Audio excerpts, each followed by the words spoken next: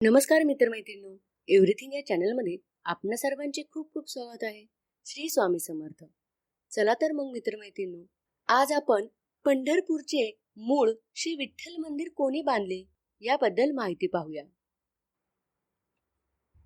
पंढरपूरचे विठ्ठल मंदिर हे होयसळ साम्राज्याचा राजा विष्णुवर्धन बिट्टीदेव यांनी इसवी सन 1108 ते 1152 दरम्यान बांधले. भक्त पुंडलिकाच्या प्रेरणेने हे मंदिर उभे राहिले.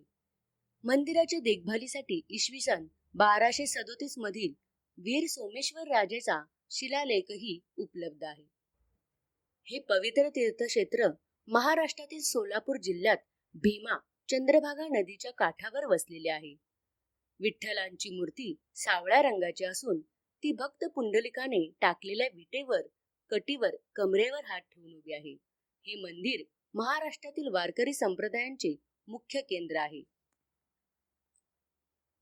आषाढी आणि कार्तिकी एकादशीला येथे लाखो भाविक पायी वारी करून दाखल होतात. विठ्ठलासोबतच मुख्य मंदिराच्या परिसरात देवी रुक्मिणीचे स्वतंत्र मंदिर आहे. पंढरपूरच्या विठ्ठलाची मूर्ती ही सुद्धा गुप्तकालीन किंवा त्याहूनही जुन्या प्रचलित वासुदेवांच्या प्रतिमेवर आधारित आहे. वासुदेव म्हणजे कृष्ण, कृष्ण म्हणजेच विष्णूचा अवतार, रखुमाई म्हणजे रुक्मिणी म्हणजे लक्ष्मीचा अवतार. विठ्ठल हा शिव नाही. विठ्ठलासारखी दिसणारी शिवमूर्ती कुठेही अस्तित्वात नाही. विष्णू कुळातील पंचवीर कोंडामोटू आंध्र प्रदेश, संकर्षण बलराम, वासुदेव कृष्ण, प्रद्युम्न कृष्णाचा पुत्र, सांब कृष्णाचा पुत्र, अनिरुद्ध प्रद्युम्नाचा पुत्र या पंचवीरांची चित्रे भारतात इतरत्र सापडतात. गुप्तकालीन विष्णू उदयगिरी लेणी मध्य प्रदेश, विठ्ठल पंढरपूर महाराष्ट्र. वेदांमध्ये विष्णूचा उल्लेख अनेक ठिकाणी येतो. ऋग्वेद संहितेत खास विष्णूंची 5 सूक्त आहेत. त्याशिवाय इतर देवतांच्या सूक्तातही विष्णूचा उल्लेख येतो. यजुर्वेदाच्या तैत्तिरीय संहितेत म्हटले आहे, यज्ञोवे विष्णू संहिता ब्राह्मणे आरण्यके उपनिषदे या सर्वातच विष्णू आहे. पौराणिक वाड्मय तर 1/3 विष्णुमयच आहे. वैदिक विष्णू नंतर पौराणिक विष्णूपेक्षा थोडा वेगळा आहे. वेदांमध्ये विष्णूचा संबंध सर्व प्रकाशी सूर्याशी येतो. तो भूभुवस्व या 3ही लोकांना व्यापतो करतो म्हणून तो त्रिविक्रम आहे. सुदर्शन चक्र हे सूर्यमंडळाचे प्रतीक आहे.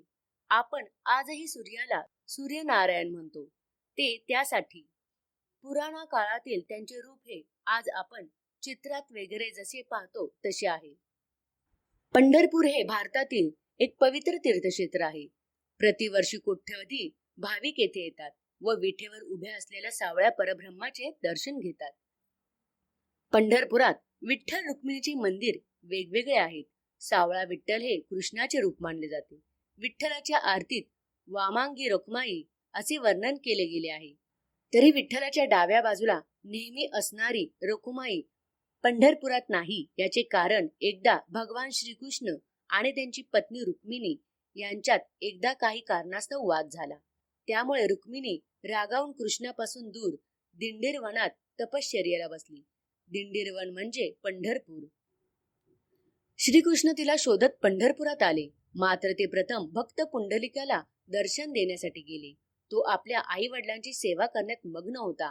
त्यांना वीट फेकली व कृष्णाला त्यावर उभं राहण्यास सांगितले. तो विटेवर उभा राहिला म्हणून विठ्ठल झाला. त्यामुळे रुसलेली रुक्मिणी त्यांच्यासोबत मंदिरात न जाता स्वतंत्रपणे तिथेच राहिली. म्हणूनच विठ्ठलाचे आणि रुक्मिणीचे मंदिर वेगळे आहे.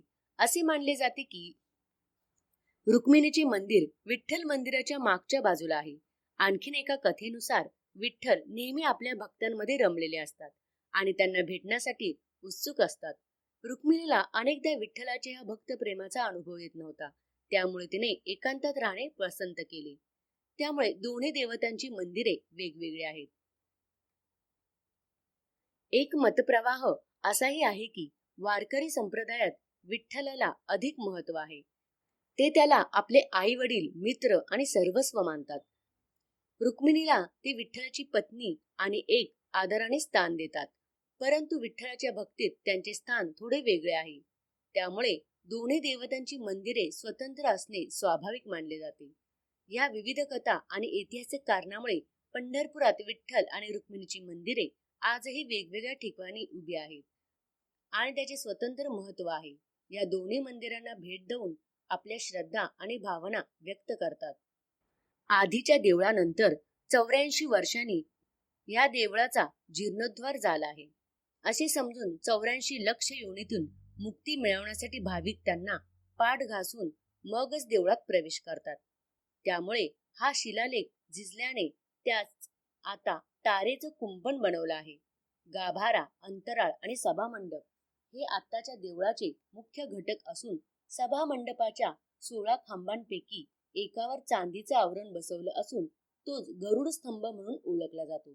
16व्या शतकात विजयनगरच्या कृष्णदेवरायाने भक्तीसाठी विठोबाची मूर्ती आपल्या राज्यात नेली होती, पण ती एकनाथाचे पंजोबा भानुदास यांनी परत आणली. 16 खांबी मंडपात त्यांची समाधी असून आत जाताना उजव्या हाताच्या पहिल्या पादुका हीच त्यांची समाधी होय. स्थापत्यशास्त्राच्या दृष्टीने विचार केला तर जीर्णोद्धार करण्यात आलेले पांडुरंगाचं मंदिर हे 16, 17 आणि 18व्या शतकातलं बांधकाम असावं असा जाणकारांचा अंदाज आहे. असं असलं तरीही मूळ मंदिराचे 12व्या शतकातले अवशेष अजूनही तिथे आढळतात. या देवळाच्या दक्षिणेला खंडोबा, व्यंकटेश अशा देवतांची लहान लहान देवळेही आहेत. ब्रह्म एकच नसून निर्गुण, निराकार आणि अखंड आहे. भक्ताच्या प्रेमामुळे हेच निर्गुण ब्रह्म सगुण आणि साकार रूप धारण करते. देव आणि भक्त वेगळे असले तरी त्यांच्यात प्रेमाचा अविभाज्य संबंध असतो. म्हणूनच निराकार रूप विठ्ठल म्हणून प्रकट होतो. वारकरी संत सांगतात की परमेश्वराचा वास भक्ताच्या घरात आहे. निर्गुण देव भक्तासाठी सगुण होतो आणि त्याच्या दारी उभा राहतो. यामुळे विठ्ठलाचे रूप हे तत्वज्ञान आणि भक्ती यांचे सुंदर मिलन आहे. वीट ही साधी भौतिक वस्तू असली तरी तिचा अर्थ अत्यंत गूढ आहे. वीट म्हणजे पाया आणि आधार. सगुण रूपी भगवान पुंडलिक भक्तासाठी भक्तीच्या पायावर उभे आहेत. वीट ही सेवा, नम्रता आणि समर्पणाचे प्रतीक आहे. त्याच विठेवर देव उभा आहे म्हणजे भक्तीचा स्थिर आधार आहे. वीट दैवी स्थिरतेचे सूचक आहे. ती केवळ मातीची वीट नसून भक्तांच्या निष्ठा, श्रद्धा आणि कर्तव्य पालन आणि सेवेचा पाया आहे. विठेवर उभा असलेला विठ्ठल म्हणजे भक्ती समोर उभा राहिलेला परमेश्वर आहे. तर मित्रमैत्रिणींनो, अशी ही पंढरपूरच्या मंदिराची आणि पंढरपूरच्या विठुरायाची माहिती आहे. ही माहिती तुम्हाला कशी वाटली हे मला कमेंट करून नक्की कळवा. आणि अशीच विविध प्रकारचे व्हिडिओ पाहण्यासाठी आमच्या चॅनलला लाईक आणि सबस्क्राईब करा आणि बेल आयकॉनला प्रेस करा. धन्यवाद.